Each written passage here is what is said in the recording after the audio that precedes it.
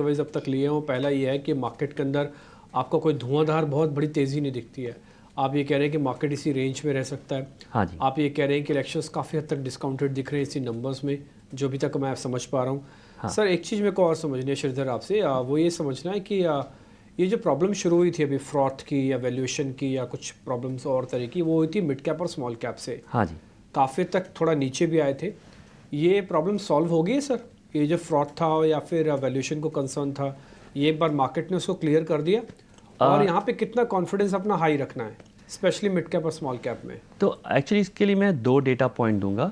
एक तो है जब भी मार्केट में बुल मार्केट आती है तो हम जो इरेशनल एक्सुबरेंस बोलते हैं कि बहुत जो एक्साइटमेंट जो किसी सेक्टर में आती है, उसके कारण स्टॉक की प्राइसेस जो है फेयर वैल्यू से बहुत ज़्यादा ऊपर जाती है। तो ये बहुत नेचुरल है, ये होती ही है।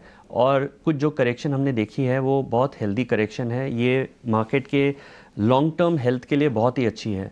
दूसरी है, आरबीआई ने अभी एक रीसेंट डेटा डिस्क्लोज़ की, वो हर क्वार्टर डिस्क्लोज़ करते हैं ये नंबर, विच इज़ 2800 कंपनीज़ की जो प्रॉफिट्स और उनके सेल्स को वो एग्रीगेट करके वो एक समरी नोट रिलीज़ करते हैं, जिसमें फाइनेंशियल्स और पीएसयूज़ को छोड़ के बाकी कंपनी 2800 कंपनी। सो Q3 के नंबर जो उन्होंने डिस्क्लोज़ किए हैं उसमें टॉप लाइन 5% ग्रोथ थी और बॉटम लाइन की 48% ग्रोथ थी।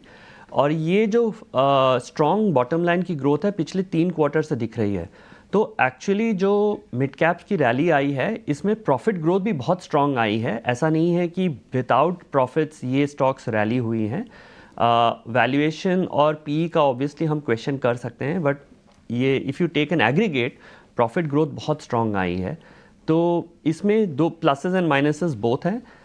मैं सारे मिड कैप्स को एक ब्रश में पेंट नहीं कर सकता हूँ, बट मुझे लगता है कि काफ़ी जगह वैल्यू भी है और कहीं जगह इरेशनल एक्सुबरेंस भी है, तो इसमें संभल के चलना बेटर है। ठीक है, संभल के चलना चाहिए। श्रीधर जी गुड मॉर्निंग, अभिषेक बोल रहा हूँ। सर अगर हम सेक्टर स्पेसिफिक अगर आपसे हम पूछें कि आपको कौन से सेक्टर्स अभी बहुत एक्साइटिंग लग रहे हैं नतीजों के लिहाज से भी, या फिर अगर हम 6 महीने साल भर आगे का नजरिया रखे चलें, और कहां पर लगता है कि परफॉर्मेंस थोड़ी सबड्यूड रहेगी, ज्यादा उम्मीदें नहीं पाल के चलनी चाहिए? तो मैंने पहले भी पीएसयूज़ का तो जिक्र किया, मैं तो पीएसयू बैंक्स में बहुत बुलिश हूँ, बट उसके अलावा अगर मैं कोई सेक्टर की बात करूँ तो पावर सेक्टर मुझे काफ़ी एक्साइटिंग लग रही है। इंडिया की जो पावर डिमांड है और जो हम कैपेसिटी एडिशन हम करने वाले हैं, अगर हम जस्ट उसका एक रफ नंबर देखें तो सोलार जो हमारी कैपेसिटी है आज से 75 गीगावाट्स है, वो हम अगले 3-4 साल में ट्रिपल करेंगे।